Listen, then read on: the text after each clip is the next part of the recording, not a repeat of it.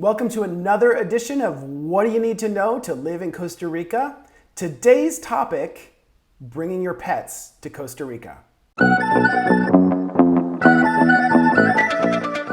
Hey everyone, I'm Aaron Bailey alongside my good friend and business partner, Patrick Jager. Hi, Patrick. Hola, Aaron. Today, we're talking about a topic that you've recently gone through. You've brought your pups down to Costa Rica. I got to see them last week for Thanksgiving. It was so nice to see them in their new homes. I can't wait. I'm hoping that I can get one of them to come here. One of them's like literally laying next to the pool. I don't know where the other one is. I'll get him before we're done. They're living their best life. They really Amazing. are. They're probably out exploring the jungle.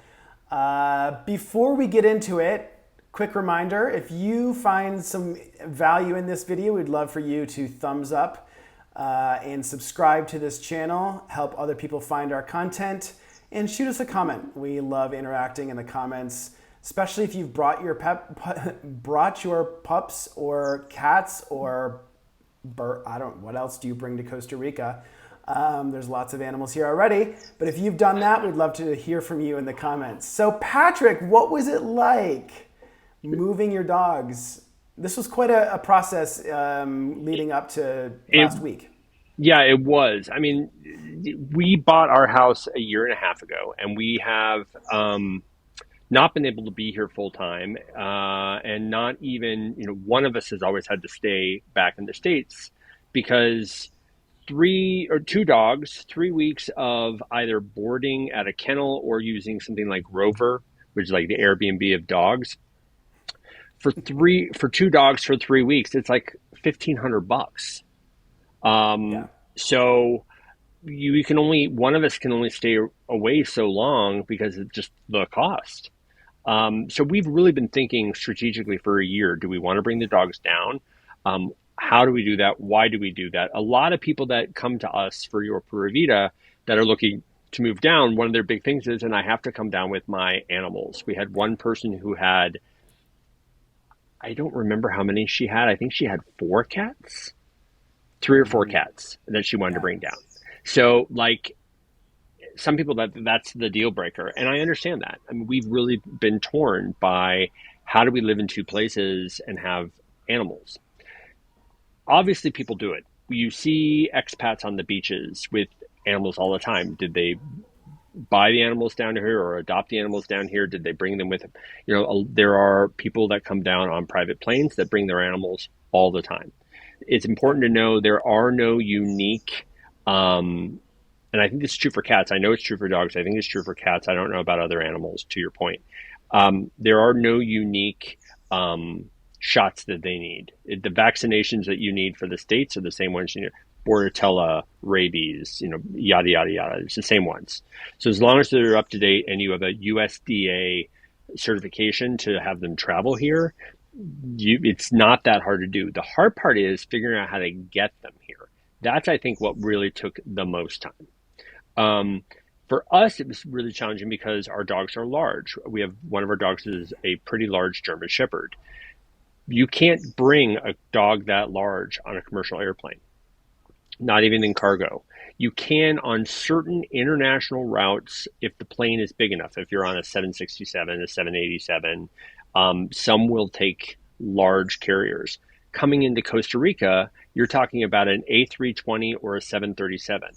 That's it. So I could not bring my dogs on a commercial plane. So what do? So the next step is I looked at all the different charter carriers you have, and there's multiple different ways this goes.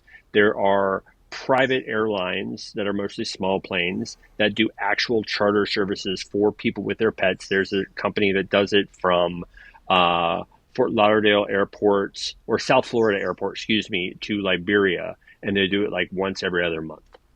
So you can get them down that way. You can do a charter service, which basically just books you on different flights. That's what we ended up doing. So let me kind of walk you guys through some of the charter services and the way this works. Now, I will say we will put into the comments how this, a bunch of links so you can do. And the only links I'm going to put are links that they actually got back to me. I went through what is called, hold on, I want to make sure, the IPATA, which is why don't I remember it off the top of my head? The It is the International Pet. International Pet and Animal Transportation Association. And I said where I was going, and they gave me a list of places. I also researched just via Google a bunch of other places. I ended up contacting 11 carriers.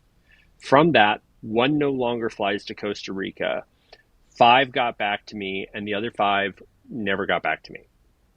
Wow. So, it went from with airlines, lots of things to a little thing to a much smaller pool. Um, the quote, though, and the quote was, I have two dogs, and I said the size and the dimensions and the weight. Two dogs coming from Denver, Colorado to San Jose, Costa Rica. The quotes were everywhere from like $4,000 for the two of them to almost $15,000 for the two of them, depending on how and why and where and what airline and what have you. That is a lot of difference. So we ended up working with a company called Pet Lounge. They're actually Costa Rica based, but they could only take us from Los Angeles to San Jose. So I rented a minivan, piled the dogs in the back of the van, drove the dogs to LAX, got the dogs in their kennels, dropped off my car at LAX, got to the airport, got on the same plane as them 14 hours later. From the 14 hours from the time I locked them in the kennel, they were unlocked in Costa Rica on the other side. So the process is not easy no matter how you do it. But that was super efficient for us. That ended up costing me, not including the car ride. I had a free place to stay on the travels, but door to door with the dogs, $3,500, and that included kennels. So that's actually, if you look at it from, that's what is that? That is 6 weeks of time that we can both be in Costa Rica in the year.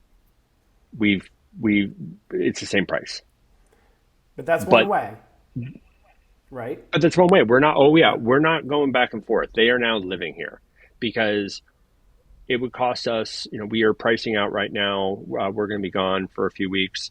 We're pricing out right now. The cost. We will get 4 weeks for every 1 week we would have gotten in the States. In terms of pet So sitters. in terms of pet sitters. And these are people that are actually staying at our house. So we now have someone to make sure the house is okay, the dogs are okay, and it's costing us a fourth the cost.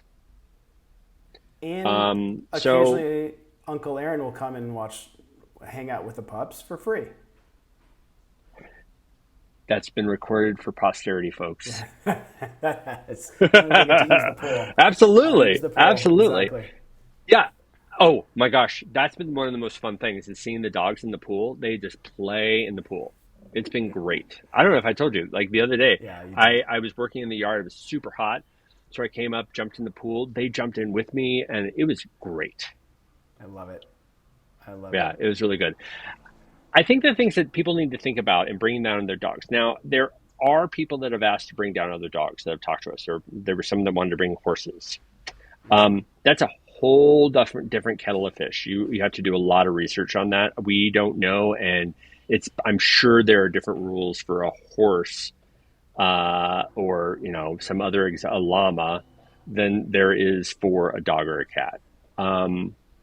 And we'll do that But it's research all for through. you if that's something you're Yeah, interested in. yeah, and or let us know if you've done the research and put in the comments Ola at yourpuravita.com or put comments in this video. We'd Yep. love to know that. The big things I think is important as a takeaway, and I know I've talked a lot on this because sadly this is a one-sided knowledge conversation. Sorry. But the one thing I would say is really weigh cost benefit. If your goal is to be here 50% of the time or more, in my humble opinion, is the benefit of getting them down here, the quality of life down here, the cost of taking care of them when you are not here, because you have to think about the cost of food, the cost of veterinary care, the cost of